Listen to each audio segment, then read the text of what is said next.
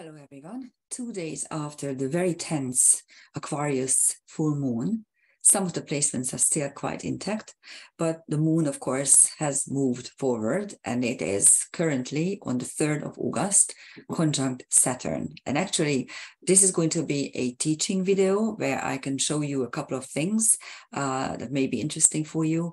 And also, we are going to talk about the stars, because truly, on the 3rd, we have a star-studded energy pattern. So let's take a look at the 3rd, August the 3rd.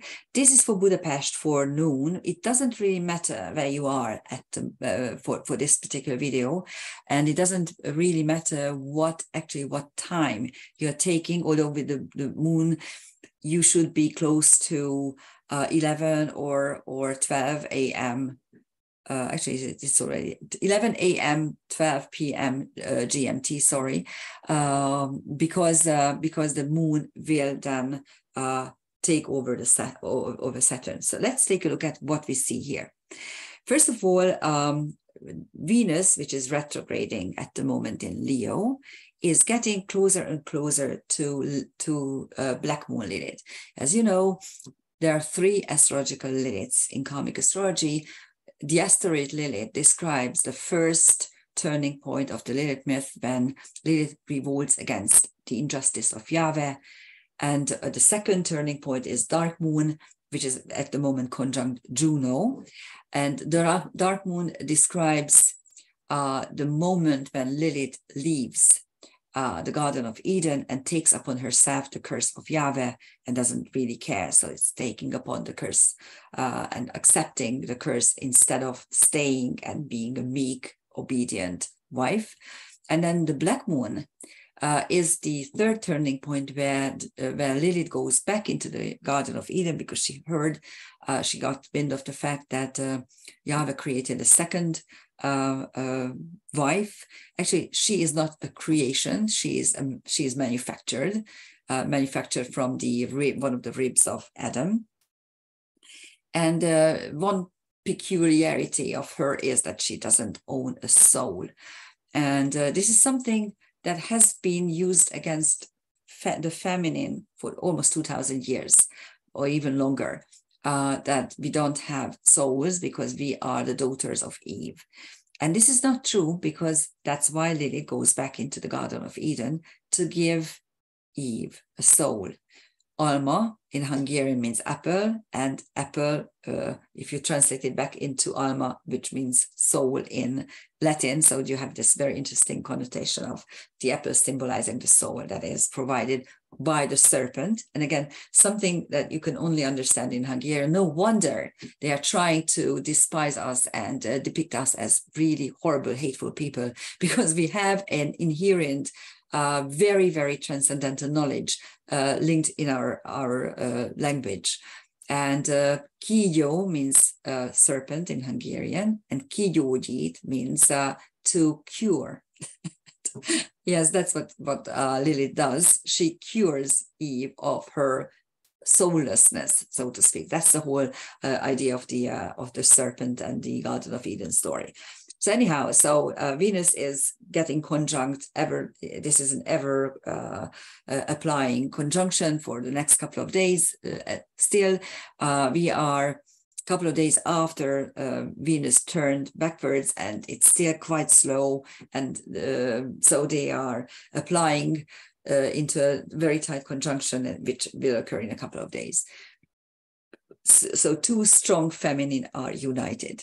Another 2 strong feminine is the Juno Dark Moon Lilith conjunction. Juno is the official wife, the first lady. It denotes committed relationship, whereas Dark Moon Lilith is someone who left the whole thing and says, I don't care, even if you curse me, I'm just leaving. So that's another interesting conjunction. It's only there for a couple of days.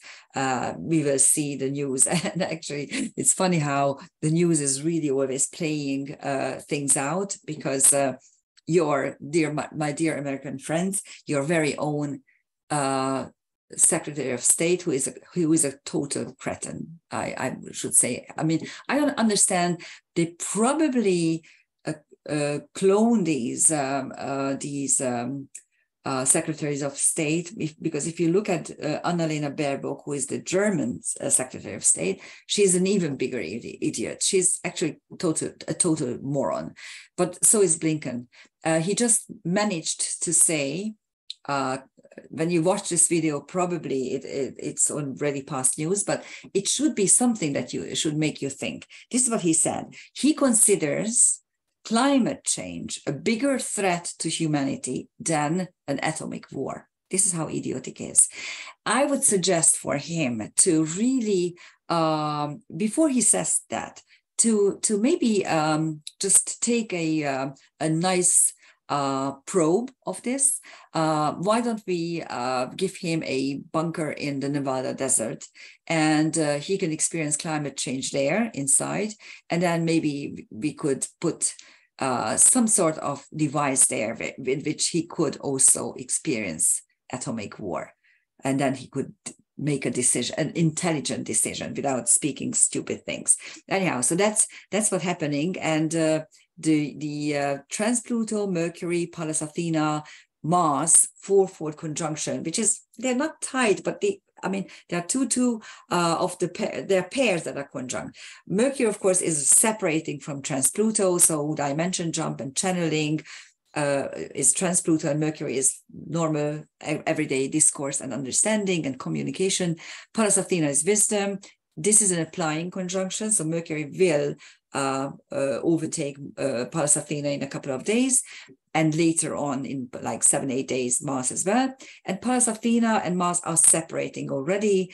They're still there, so the conjunction is still there. So defense and full-blown war are walking hand in hand. That's what we see in the front. Unfortunately, it's not. I don't know. I don't know what to say. Anyhow. And then the Astrea-Vesta conjunction, again, it's there. It will be there until November, so you can focus on karma breaking and destiny changing.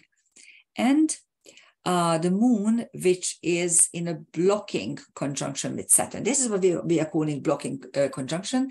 When Saturn is preceding the moon is behind. But of course, in a couple of hours, the moon will overtake Saturn, and then it's going to be a supporting conjunction. But this is still a blocking conjunction. The reason why I chose this space-time moment was to show you what a blocking conjunction is. Okay, here is a complex planetary picture. We have a couple of, at least 3 different little configurations. And the main one is the harmony triangle between Sun, Astrea, and Ceres, with the Sun at its apex. And here the Sun is a bit wide, but it is applying. And in this case, we are always accepting it. I say this many, many times, that in karmic astrology, we only accept 2 degrees for a configuration, 1.5 if there are non-radiating points like the angles or the nodes. But with the Sun and the Moon, we allow a slightly bigger, maybe 0.5 degree, 1 degree, bigger orb if it is applying. If it is separating, we don't accept the wider orb either. And here the harmony triangle is created by the Sun at its apex, which is a very strong sun in its own sign, and the Sun and the Ceres Astrea trine, which is the idea that you can actually break all the embedded karma around your family or nurturing. Pay attention to what you eat, how you live, how you treat your loved ones, your children, your mother, your parents, your grandmother, whatever, your whole family. There's also a little engine. Little engines are just as effective as normal engines. The difference is that it is made out of, just the same way, is made out of 3 different types of aspects belonging to different aspect families: a quincunx, a square, and a sextile. Sextile is the smaller version. That's what it makes the smaller version of. That's why it is a little engine, because instead of the blessing of the trine, you have the opportunities presented by the sextile. But again, it gives you drive and energy. And in this case, it's Jupiter, Ceres, and the Sun. The Sun-Jupiter square is not yet exactly there. I think it will become exact on the 7th only, but the energy pattern is already there. So yes, the tension, the fixed tension is there. And there's also a karmic platform. Whenever you have a trapeze, where the sides are made up by semi-sextiles, that is not a proper trapeze, just a platform that you can step on. And here it is karmic because you have quincunx at its base. You have the Jupiter Ceres quincunx, and the inner energy are 2 trines. So there's blessing. There is this. I'm very much sure of myself. I know what I want. I want to utilize it. But the top of the platform is a square, the Mars Astrea square. It's a mutable square, but still a square, showing that there's a lot of tension with which I can actually act upon this particular stage that the platform provides me. And here are the transcendental celestial objects. On the Sun, you have Gawain, the knight in shining armor, the rescuer, and Gyansha, which is Lambda Draco. We are going to look at where exactly this particular star is, because it's quite lovely. On Jupiter, first on Mars. On Mars, you have Hubris, Teros, and Orcus. Hubris is, of course, what you see in this war in these times. I mean, it's unbelievably ridiculous and kind of frightening on the one hand, but really how the powers that be, how those who are in power disregard the people completely, how they make decisions completely against the people's will, against their well-being. Leaders should work for their subjects. These leaders don't care a bit. They don't care that they are pushing millions of people into poverty, taking away their livelihood. They don't care. I don't know. They want to transform the world to their face, and they are making decisions that are completely against mankind. And that is hubris in its purest form. And Teros and Orcus are 2 centaurs. Teros is a centaur who is hunting for bears, but doesn't kill them, but takes them back into his cave in order to domesticate them. So it is a tendency how to domesticate, how to overcome your instinctual habits. And Orcus is a so-called Plutino in orbital resonance with Pluto. It is the Etruscan god of the underworld, and he rules hidden treasures and also punishes broken oaths. On Jupiter, you have Hephaestus, the lame goldsmith, who creates beautiful things. Lempo and Almach. Almach, of course, is the star, one of the stars of Andromeda. We are going to look at it in a minute. And Lempo is a brilliant example of how gods change in certain eras. Lempo was the creator god of the Finn people. He was also he created Wainamoinen, the hero. And in Roman Christian times, he became the devil. He became this horrible figure of the devil, of evil energy. And that's what happens, that whenever there's a change in the system or a change in a changing era, the previous heroes and gods of the era are going to be disfigured and demolished and demonized. That's exactly what the Lempo describes. And Menkar, of course, is Alpha Cetus. So we have already seen these fixed stars in the previous video in which described the full moon in Aquarius. And on Ceres, you have Osiris, Demeter, and Algorab, exactly the same 3 celestial objects. Osiris is the lord of the underworld in in Egyptian mythologies, you see a lot of underworld gods and lords here. Demeter, which is the same archetype as Ceres, just the Greek counterpart. So both Ceres and Demeter are not creator goddesses, but goddesses of certain eras. So era creating goddesses, we could use this term. And they are goddesses of agriculture. And Algorab is Delta Corvus, which is linked to magic and black magic. And here is the star-studded pattern. I only put here the celestial objects and chart points that are aligned or conjunct with the star. The two term needs to be used very carefully because, as you will see, a star can be anywhere, not just on the ecliptic, not just on the very narrow ribbon of the zodiac.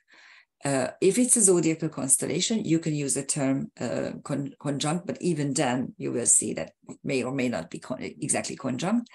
But if a celestial object is at the same degree as a star, but the star is up to the north or down to the south, we need to use the term aligned. And this is a term that Bernadette Brady suggested way back I think it was in 2005. I need to look this up. And you will see why she suggested. So let's take a look. On the sun, you have Gyan-Shar. I'm going to show you where Gyan-Shar is. On the moon-Saturn conjunction, you have Sadar-Melek and Fuma-Haut. Or Sadar-Melek is the luck of the king. And Fuma-Haut denotes mysticism. It's one of the royal stars of Persia. On Mercury, you have Thuban, which is Alpha Draco. So another link to the celestial dragon, which is guarding treasures or creating treasures. On Mars, you have Coxa, Theta, little Leo. This is a tiny constellation behind Leo, and it denotes the cub of the celestial lion, of course, and it denotes, it is linked really to the goddess energy, because the whole constellation Leo is linked to power and reign and sovereignty, but it's also the one of the totem animals of the goddess. And on Jupiter, you have Almach and Menka. We saw these two stars. On the North Node, you have Andromeda Galaxy. Oh, so sorry, again, I made a mistake. I always make mistakes when I translate from Hungarian to English. I apologize. Anyhow, the Andromeda Galaxy is the only galaxy that you can see by the naked eye, but don't expect a very spectacular sight because actually it's like a blur. It's like a blib. But if you have binoculars, you can actually watch it. On the South Node, you have Izar, which is Epsilon Boots. A very bright star, even despite the fact that it's the 7th or 8th brightest, still 2.7. On Ceres, you have Algorab. We looked at it already. On Pallas Athena, you have Zosma, which is Delta Leo, which is where these are the broken kings. This is a healing word for broken and suffering kings, so to speak. And on Juno Dark Moon, you have Pollux, Beta Gemini. And this makes me always think because Pollux is the twin, which is non-mortal. So he is not going to die, whereas Castor is the mortal of them. And the idea of being successful but dying versus non-dying but unsuccessful is very interesting, because what I saw when I started studying medieval and also Greek and also Mesopotamian astrology, I realized that a lot of the things that was obvious in Mesopotamia and Egypt became completely distorted or put upside down in Greek and Roman times. It's very interesting how this juxtaposition flipped. And on Vesta, you have Rigel, which is Beta Orion, the foot of the celestial pharaoh, who to be protected and educated by the pharaoh. And Lilith just moved into the first degree of Libra, Lilith in this is the asteroid Lilith, which is the first turning point of the Lilith myth, denoting the time when Lilith says, I don't want to be below you. So she denotes, I mean, this particular asteroid denotes revolt against injustice. And at the moment, it is aligned with the supergalactic center. And in karmic astrology, the supergalactic center denotes nothing, the karmic dilemma of nothing is ever enough. So we do live in interesting times. So these are the stars. And let's take a look at where these stars are, just to show you. So here's Gyanshar, which is Lambda Leo. And I was trying to show you how this is aligned. And of course, it cannot be, nothing can be conjunct Gyanshar, of course, but this gives you an equatorial view. This is how we actually look at the stuff. So when we look out, this is what we have. We have the celestial equator, and then the zodiac or the ecliptic is making an angle to us. And that's why it's very difficult to actually suggest where it is, because this is a sphere, and I don't know how to actually make spheres. I can only, with paint, I can only use straight lines. But I hope you understand that this is perpendicular to the ecliptic. That is why it is the same. It has the same astrological degree. And as you can see, Gyanshar is the last curve of the celestial dragon. As I said, it is guarding and also just protecting and creating treasures. And it is the tail of the dragon, and tails in Astrosophia or Astrosophy always denote the instinctual behavior. So this is the instinctual creation of treasures or guarding treasures. This is what the sun is highlighting. As I keep telling you, if you want to do any kind of practical magic, take a good look at where the fixed stars are, and these can be translated also into dates. So for instance, on the 3rd of August, the sun will always be aligned with Gyanshar. And so you can actually utilize this because the sun is downloading the energy of the star. And you can do this throughout the year. As the star will be aligned, and so you can utilize the stars pattern for about 2.5 to 3 days. And with the moon, every 27 and 7th and a half day, you will have a couple of hours for the same potential. So this is the Moon-Saturn conjunction. And as I said, this Moon and Saturn are almost exactly conjunct around noon Budapest time, and around 1 p.m. London time, they will be actually conjunct. And then if you take a look at the sky, you can see that the moon is below Saturn, so they are actually in a different declination of the point. And here are the two stars that are also aligned with them. Fomalhaut, which is about I think 29, almost 30 degrees to the south of the celestial equator, but Sada Melek is almost on the celestial equator, so everything could actually be conjunct Sada Melek, but not really anything with Fomalhaut because it's too far to the south.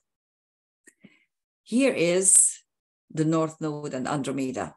It's also called a vertex, but in karmic astrology, vertex is a calculated point, and it describes where we don't have any free will. Whereas Andromeda, also called vertex, is one of the galaxies that we can see by the naked eye, and it's actually the navel of the Virgin. So it's a euphemism, of course. Anyhow, so that is, and if you take a look, the Andromeda is about 10, 20, 30, 42. It's at 42 to the north from the celestial equator. Again, nothing can ever be conjunct Andromeda, only aligned.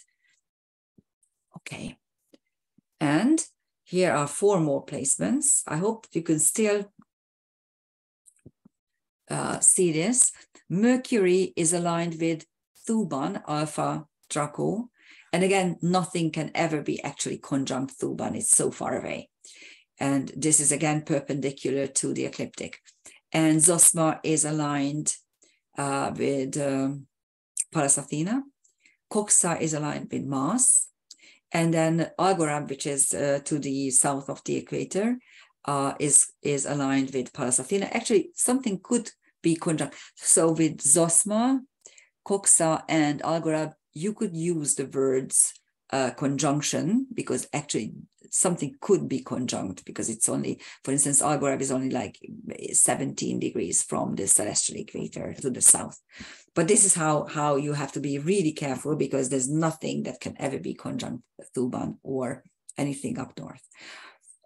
So if you want to use fixed stars, try to keep two things in mind. Number one, that they are not part of the solar system. So they are not part of the human patterns.